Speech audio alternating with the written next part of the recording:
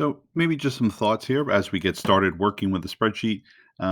For some of you who've never really worked in a spreadsheet before, here are some things you're probably going to want to know. A little bit about how the spreadsheet behaves and how we can actually go about working with it. Okay.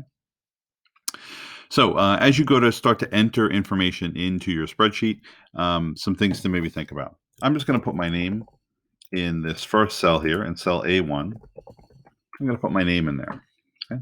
You'll notice that as you type, you have the blinking cursor. See the blinking line after my name. And it's kind of showing you that you are currently actively trying to edit this cell. And you might notice that in the toolbar across the top of the screen there are some things here that are kind of starting to be grayed out. You see the zoom option right here is now, I can't really pick that right now. And this option here to merge cells, I can't really do that right now. Sometimes, and some of these other menus, if I were to click on them, you'll see that it's not ready for you to go out and do stuff yet because you haven't finished entering information in this cell. Especially, you know that because the cursor is still blinking at you. Right? How do we basically commit these changes to that cell? Well, you have a couple of options. First, you can hit enter. If you hit enter, you'll see that the cursor goes away and that the highlighted cell, the cell that right now that has the blue border around it, this is also called the active cell. The active cell moves down a row. Okay, I'm going to click on B1 here. And if I were to put my last name in here, you'll see that, again, I have a blinking cursor there. The other ways you can get the cursor out of there and you can commit those changes is you can use the arrow keys. You can use up, down, left, or right. So let's say I want to move to C1. You can just move over one cell and that will commit those changes. And the other way you can do it, and one of my personal favorites, is to hit the Tab key. If you hit Tab on the left side of your keyboard there, you'll see that the changes will be committed to the cell you're typing in, and you'll move one column to the right.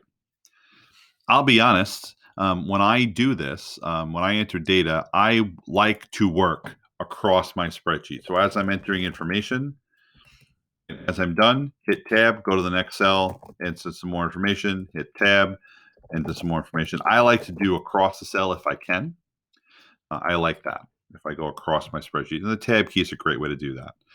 If you want to move the active cell, if you kind of want to move backwards, you can always hold Shift down and hit Tab, and you'll see that your active cell will move to the left. So Tab is a great way to move to the right. Shift Tab is a great way to move to the left.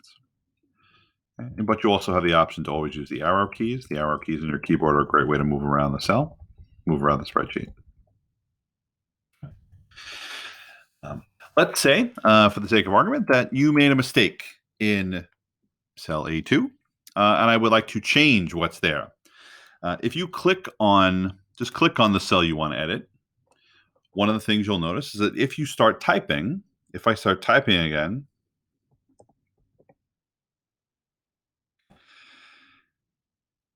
what it will basically do is erase everything that was in that cell previously and let you write right on top of it. So if I ever wanted to change this cell, I don't have to come in here and like hit delete first and then start typing, right? You can just type right on top of it. I'll do that one more time. If I want to take this out and put in the next student here, all you have to do is click on the cell and just start typing and it will overwrite it completely. Well, what if I didn't want to overwrite it, but I want to like edit what's there? Maybe I misspelled something in here and I want to edit what's in the cell without completely erasing it and starting it again. Right? So I'll actually do here. Maybe I want to take out the exclamation point. I could retype the whole thing, but that seems like a waste of time to me. If you want, if you double click the cell, hey, your friend the cursor's back. And now we have the cursor and you can treat this, you can move around the arrow keys, and I could come in here and delete this and change the punctuation if I want, and then I hit enter to commit the changes. Okay, so just know that as you type and work in your spreadsheet, if you already have something in, if you already have something in the spreadsheet and you want to completely change it, click on the cell and you can type over it, erase whatever's there and get rid of it entirely, or you can Double click the cell. Now you'll be able to edit this the way you want. And hit enter again.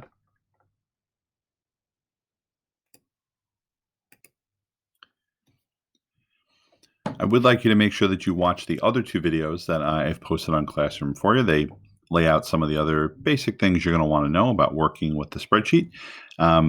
Because what I like you to do now is take some of this information, and I would like you to open up the blank spreadsheet that I've started for you on Classroom.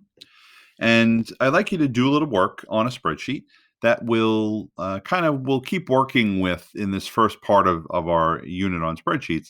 So we're going to keep coming back to this, right? So I want you to work on this now and have this ready for class on Friday. Because when we come back to this discussion, we're going to want to pick up from your spreadsheet. Okay. What do I want you to do with this new spreadsheet? The next spreadsheet, the first spreadsheet we're going to play with here is going to be one that I'm going to call a class roster. Okay, so we're going to keep track of some information about our students, the students in our class.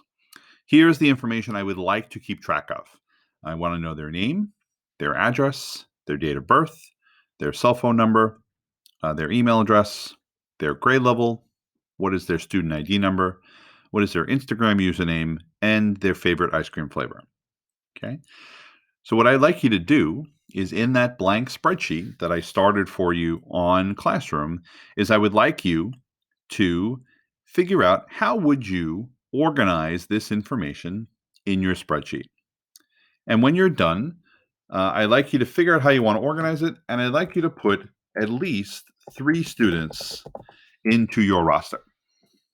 If you want, you can start with yourself and then make up 2 other students. They can be real students, they can be fake students. That's fine.